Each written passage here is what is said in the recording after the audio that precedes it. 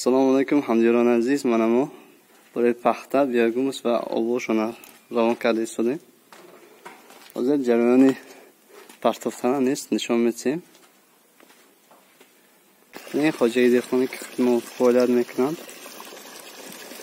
Umuman yagonchi dodagi nes, uni yakbar bergimiz dodan. Ana zaminashon sangloqan nigah qiling. Sangam. Nasib faqat bergimizda parvarish kardani natija o'sha dar Navro'y o'yandamon nishon metem bu.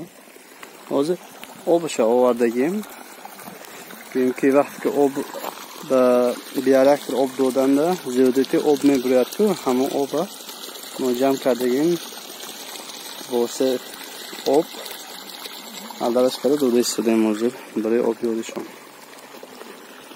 Xo'p, بعد از این پیش از کلتواسه یک بار دیگر بیاگمش خوب میتیم. بعد کلتواسه میکنیم. بعد از برگش غذا میتیم نصیب. خب بازم اکسپریمنت گذرانده ایستادیم.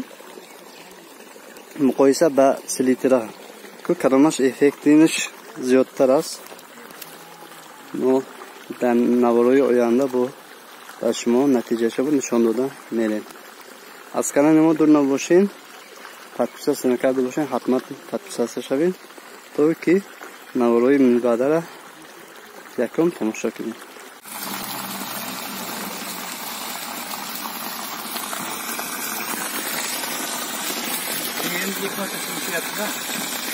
İkinci varsa?